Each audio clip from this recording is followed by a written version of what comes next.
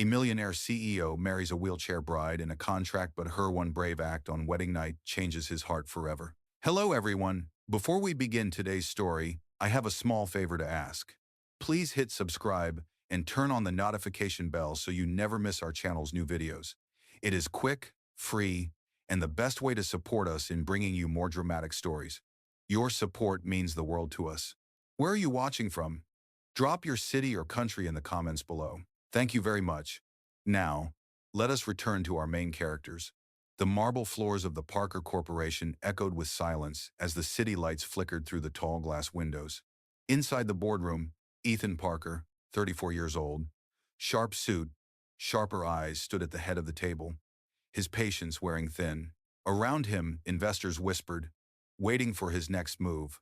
Mr. Parker, one of the older board members began carefully, the clause in your late father's will is very clear. You must be married by the end of the quarter to retain controlling shares. Ethan's jaw tightened. A formality, he said. I do not need a wife to run this company. Maybe not, the man replied. But the law does not care about pride. They're bastard. The meeting ended with polite applause, but behind those smiles was a clear message: time was running out. That night, in a quieter part of New York, a woman named Lily Bennett stared at a stack of medical bills. Her mother's treatment costs had already emptied their savings. The accident that left Lily in a wheelchair had taken her career as a designer, her mobility, and nearly her will to hope. She ran her fingers over the worn edge of a sketchbook, the only thing that still made her feel alive. When the knock came on her door, she almost ignored it. A man in a dark suit handed her an envelope. Miss Bennett, he said, you have been requested to meet Mr. Ethan Parker tomorrow morning. It is regarding a contract proposal.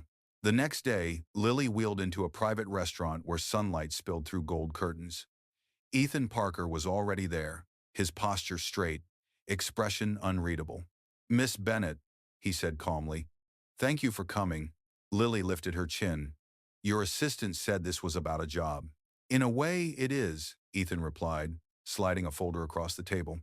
Inside, she saw a legal contract and a wedding ring in a small velvet box. Her pulse stuttered. I need a wife for 6 months, he said bluntly. No romance, no expectations, strictly professional. You will attend several public events with me.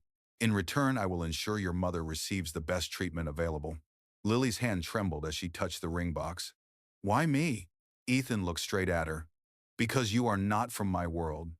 Because you have nothing to gain but what you already need, and because I can trust you to tell me the truth. A tense silence filled the air.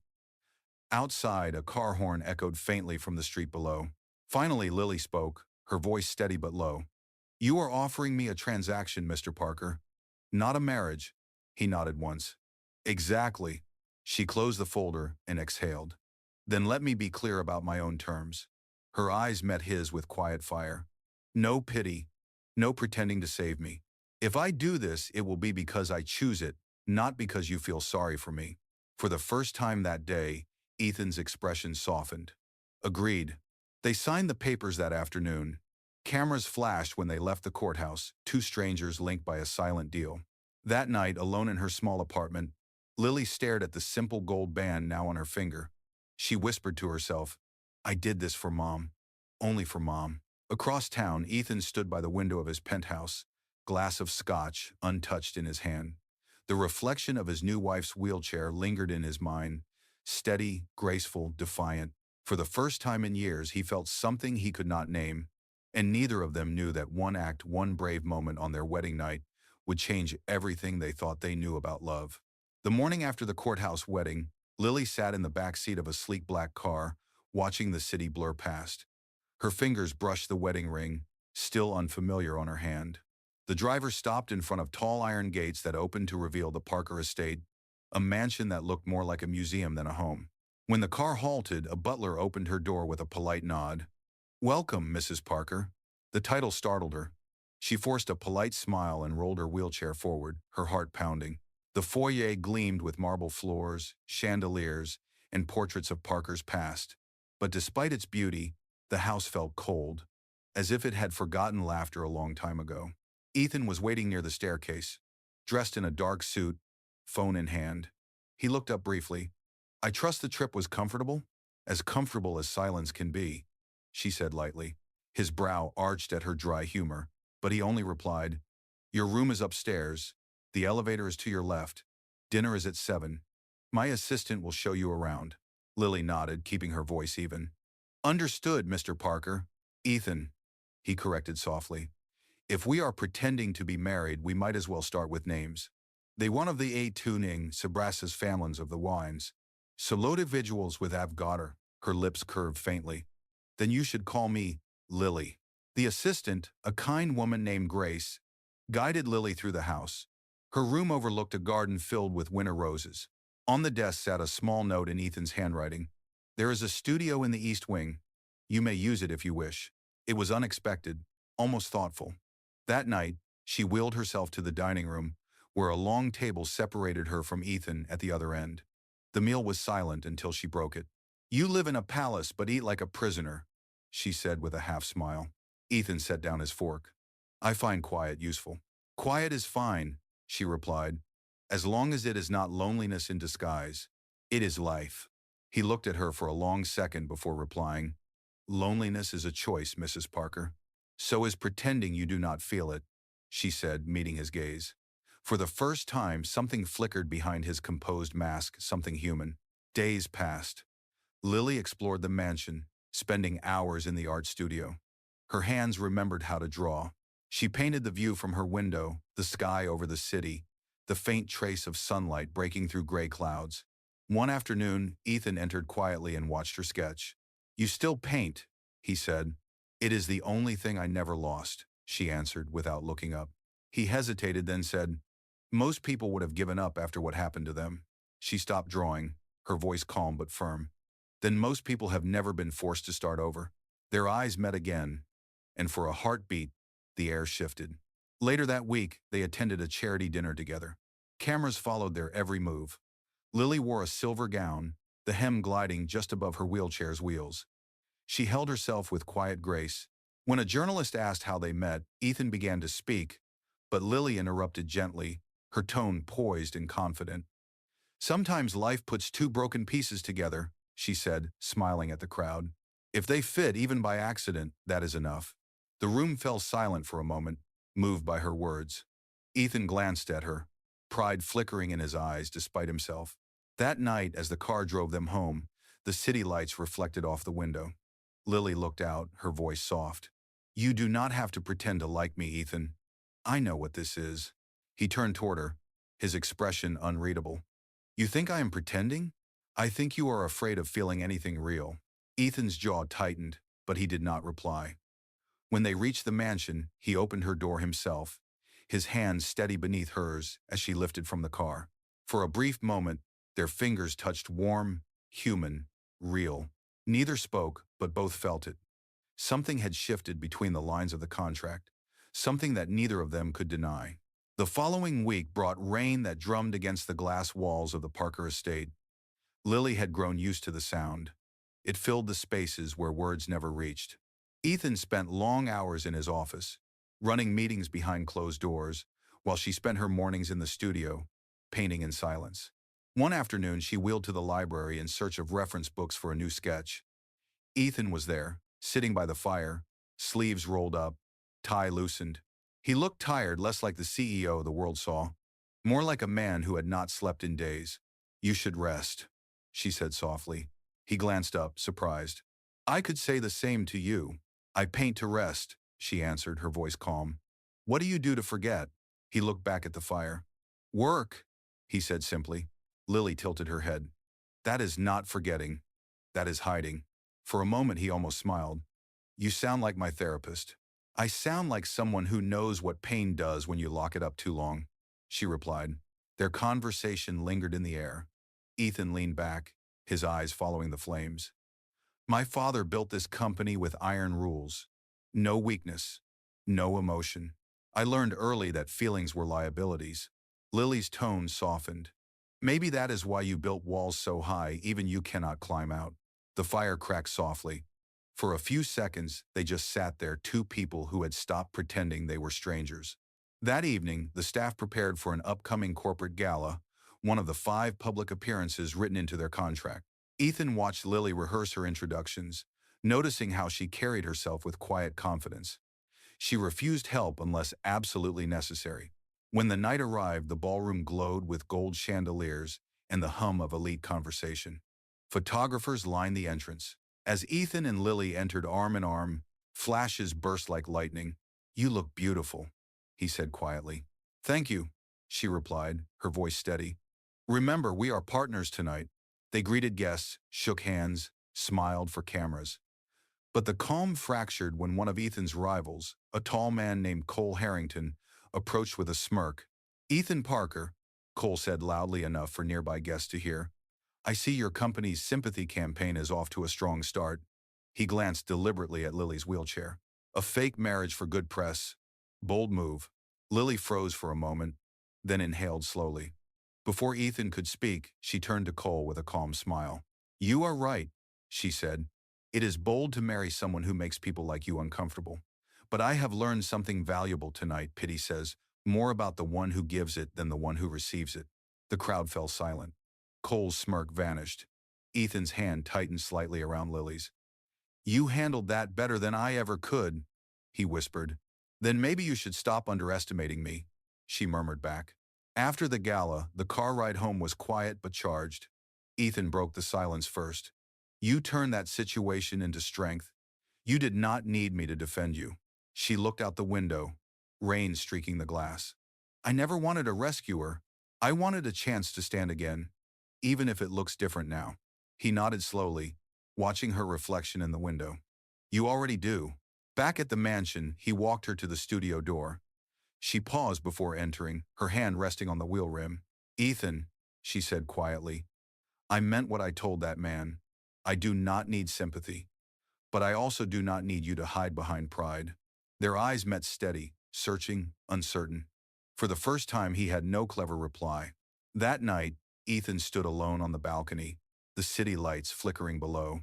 Her words echoed in his mind, stirring something he had long buried. For years, he had lived like a man made of stone. But now, one woman, his contract bride, was teaching him how to feel again. Days turned into weeks, and what began as a business arrangement was slowly turning into something neither of them could label. Ethan found excuses to cross paths with Lily, more often checking on her therapy sessions, dropping by the studio under the pretense of company updates. Yet every time he spoke, his voice softened in ways it never did at work. One morning, he stopped by the studio unannounced. Lily was painting a portrait of sunlight falling across the window frame. The color felt alive. "You have captured peace," he said quietly. She smiled without looking up. "It is what I paint when I cannot find it, and the buried it, in rounding out of wise." He leaned against the doorframe, watching her. "May I see the other sketches?" Lily hesitated, then gestured toward a small stack on the table. He flipped through them slowly. Portraits of city skylines, of hands clasped, of a wheelchair beside a pair of men's shoes. His breath caught when he realized one of the drawings was him sitting by the fire, his face half in shadow. "You drew me," he said. "I draw what I see," she answered softly. "And sometimes what I wish I could." Their eyes met, a silence blooming between them that words could not fill. That evening, the two attended a private charity auction. The ballroom was crowded again, the air heavy with perfume and ambition. Lily wore a midnight blue gown, her hair pinned elegantly. When Ethan helped adjust the clasp of her necklace, his hands brushed the back of her neck. The touch was brief, but it lingered in both of their minds long after. At the event, one of the donors spilled a glass of champagne near the auction table.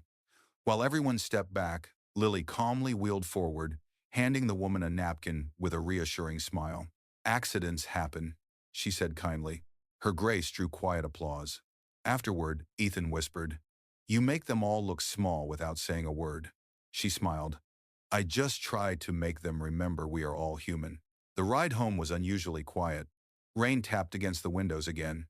When they reached the mansion, Ethan walked her inside. Before she could head toward her room, he stopped her gently. "Lily," he said, voice low, "you have changed this place. You have changed me." She met his eyes, calm but cautious. "Then stop treating our marriage like a contract and start treating it like a choice." He exhaled, the words hitting him harder than he expected. "You deserve more than I know how to give. You do not need to give me anything." she said softly. Just be honest. That night, as thunder rolled outside, Lily could not sleep. She thought about the way Ethan looked at her, the hesitation in his eyes, the way his walls were starting to crack. She turned her wheelchair toward the balcony door, opened it, and let the cool wind brush her face. In the next room, Ethan sat awake in the dark, staring at the same storm. For years, silence had been his armor, control his only comfort. But now he found himself listening for the faint sound of her wheels on the floor, the soft rhythm that told him she was near. Before dawn, he walked quietly to the studio. The lights were still on. Lily had fallen asleep at her desk, her head resting on her folded arms beside a half-finished sketch. It was a drawing of two hands reaching toward each other, unfinished, but full of meaning.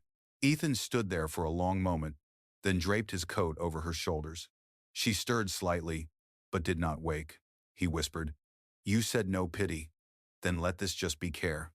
And for the first time, Ethan Parker realized that what he felt was no longer obligation, or gratitude, or guilt. It was something terrifyingly real, something that could no longer fit inside the boundaries of a contract. The next morning, sunlight streamed through the curtains of the Parker estate. Lily woke to find Ethan's coat draped around her shoulders, still carrying the faint scent of cedar and rain. She touched the fabric, realizing he must have been there while she slept. For the first time since their contract began, she smiled without reservation. Downstairs, Ethan was already preparing for a critical board meeting. The company was under review for a major merger, and tension filled every hallway. When Lily appeared at the door of his office, he looked up in surprise. "You should rest," he said. "I came to wish you luck," she replied simply. "Even CEOs need that sometimes." He almost laughed. "You think I believe in luck?" "No," she said gently. "But I think you believe in me." Her words landed deeper than she knew. Hours later, Ethan entered the boardroom, surrounded by skeptical investors. Cole Harrington, his rival from the gala, sat among them, representing an opposing firm. The air was sharp with rivalry. Cole smiled thinly. "So, Ethan, still hiding behind a fairy tale marriage to soften your reputation?" Ethan did not respond at first. Instead, he placed a photograph on the table, a picture of the foundation Lily had helped design for disabled artists, already gaining attention in the press. "This," Ethan said, voice calm but firm, "is not a fairy tale. It is proof that what we build matters more than what people assume." The room fell quiet. By the time the meeting ended, the merger was secured, and even Cole's smirk had faded. That evening, when Ethan returned home, Lily was in the garden sketching under the fading light. Her wheelchair was beside the path, her hair loose, her sketchbook open across her lap. "I heard about the meeting," she said as he approached. "You won." He nodded slowly. "We did." She looked up, her eyes bright. "I am proud of you, Ethan." He took a breath, kneeling beside her. "You were right about me. I was afraid of needing someone. But when you speak, I listen. When you fight, I remember what courage looks like." Lily blinked, caught between disbelief and emotion. "You are not saying this because of gratitude, are you?" Ethan shook his head. "No. I am saying it because for the first time in years I feel alive." Before she could reply, the sound of footsteps interrupted them. Grace, the assistant, hurried toward them with worry in her voice. "Mr. Parker, there is something you need to see." In the living room, the television played a breaking news segment. Images of Ethan and Lily from the gala filled the screen, accompanied by headlines: "Fake marriage scandal? Sources claim Parker. CEO paid woman to act as wife." Lily's face drained of color. "Who would?" Ethan clenched his jaw. "Cole. He is trying to destroy us." Vens Husavanatter was in verses. Within hours, reporters swarmed the estate gates. Paparazzi shouted questions, cameras flashing. Lily tried to retreat inside, but one of the reporters pushed too close, startling her. Her wheelchair tilted on the gravel. Ethan reached her just in time, catching her before she hit the ground. He pulled her close, his voice breaking through the chaos. "Enough!" he shouted to the cameras. "You want a story? Here it is. I married her because I needed a wife, but I fell in love because I found someone braver than anyone in this city. So if you want to call that fake, then call love itself a lie." The reporters fell silent. The cameras kept rolling, but no one spoke. Ethan held Lily in his arms, his breath heavy, his words echoing in the air. Back inside, Lily's hands trembled. You did not have to say that, she whispered. I meant every word, he said quietly. And in that moment, for both of them, the contract stopped being an agreement on paper and became something far more powerful, something real. That night, after the chaos outside finally faded, silence filled the Parker estate. Reporters had left, and the city noise dulled to a distant hum. Ethan sat by the fireplace, his shirt sleeves rolled up, eyes fixed on the flames. Across the room, Lily rested on the couch, wrapped in a soft blanket, her face pale but calm. You should not have gone out there, she said quietly. You just made yourself a target. Ethan looked at her, exhaustion shadowing his face. I did what I had to do. I will not let them treat you like a headline. Lily met his gaze. You defended me in front of the world, Ethan. But what happens tomorrow? When the cameras return? When your board demands answers? He hesitated. Then I will tell them the truth. That I married you to save my company, but somewhere along the way, I realized you were saving me. Her breath caught. Ethan. He leaned forward, his tone softening. You made me see people again, not prophets. You reminded me that strength does not come from power, it comes from standing up when everyone expects you to fall. The firelight reflected in his eyes. For the first time, Lily could see the man behind the title, the one who carried grief like armor and fear like a secret. Do you know what I remember most? She said after a moment. The night we signed that contract. You never looked at me once. I thought you were ashamed to be seen with me. Ethan's voice lowered. I was ashamed of myself, not you, because I could not face what you represented, a kind of courage I had never had. The room went still. Lily turned her wheelchair slightly, facing him. Then stop hiding behind guilt, Ethan. I do not need you to fix me. I need you to see me. He nodded slowly, rising from his chair. He moved toward her, hesitating only a second before kneeling beside her. I see you now, he whispered. All of you. Her eyes softened, but before either could say more, Grace entered the room, her face tight with concern. Mr. Parker, the board has called an emergency meeting. They are voting tomorrow on your removal as CEO. Ethan straightened, the warmth in his eyes turning to steel. Of course they are. When Grace left, Lily studied him carefully. You knew this could happen. Yes, he admitted. Cole will use the scandal to take everything. She reached out, placing her hand on his. Then let me help. He shook his head. You have done enough. I am not fragile, she said firmly. You told the world I was brave, let me prove it. The next day, Ethan entered the boardroom with Lily beside him. Cameras were banned, but tension filled the space. Cole sat across the table, smug as ever.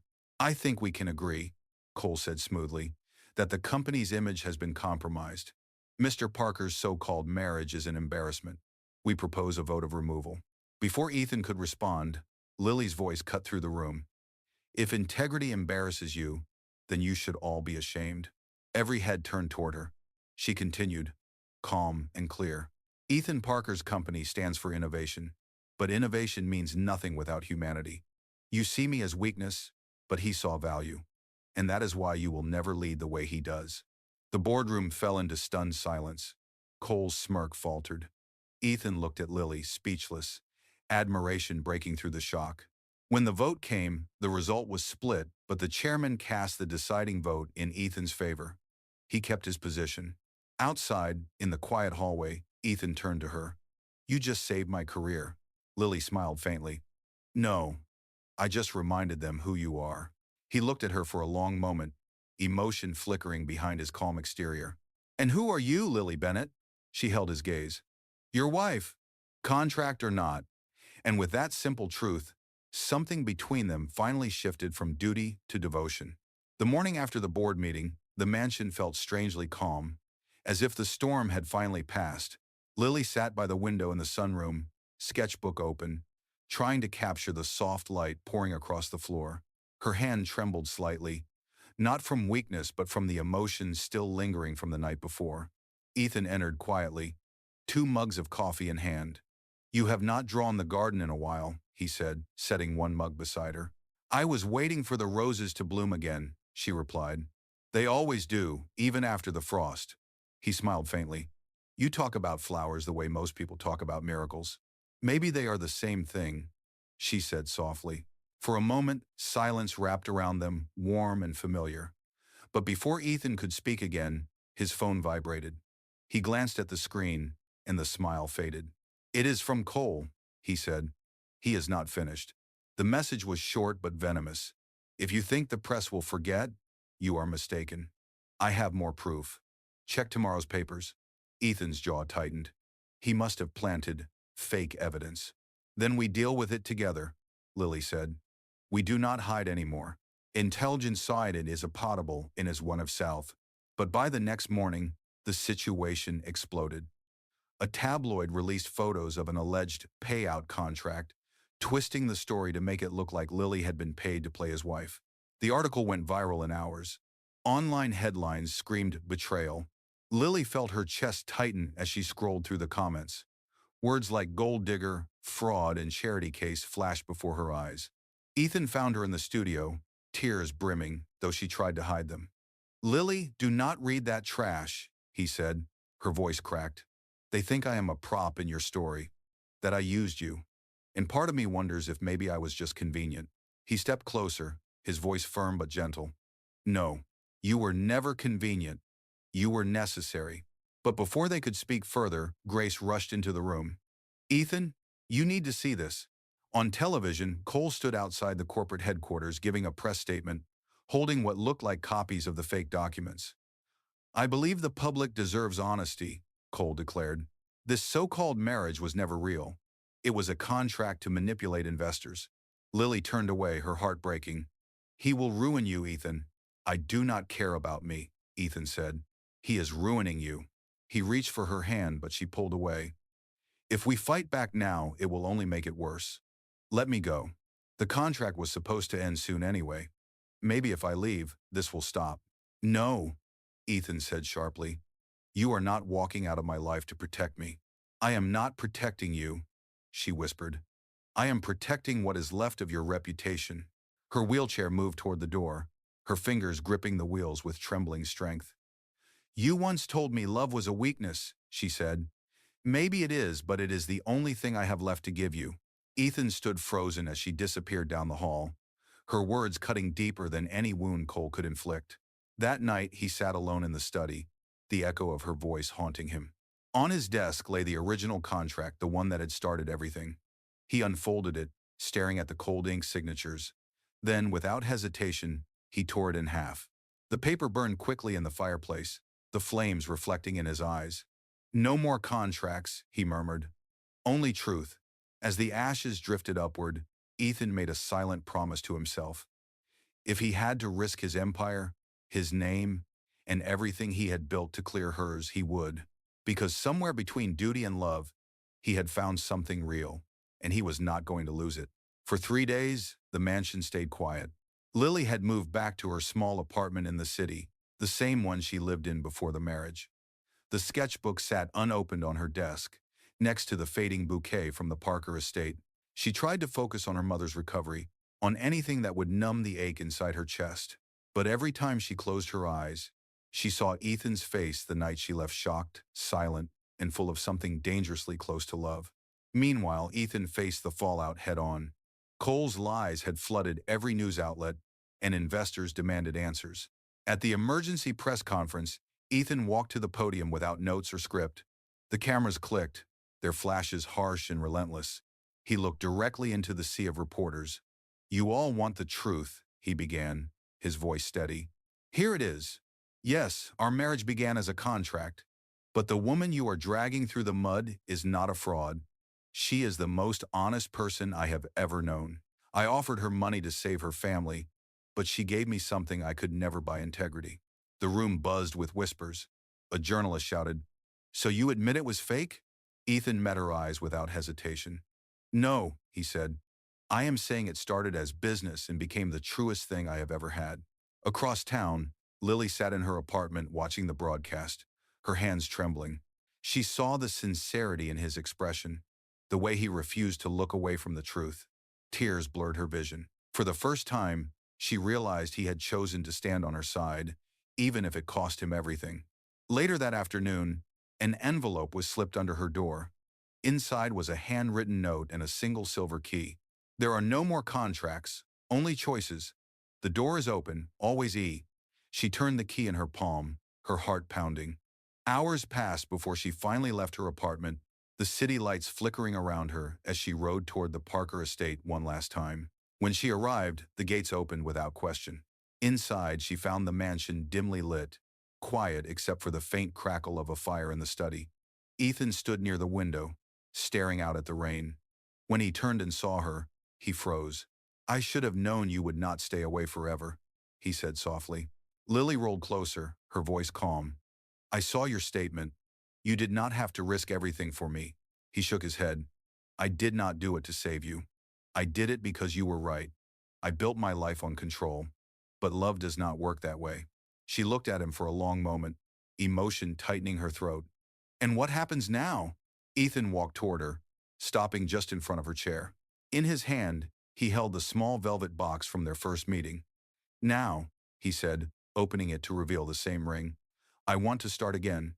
No contracts, no signatures, just us." Lily's eyes filled with tears. "You think I am strong enough for this life?"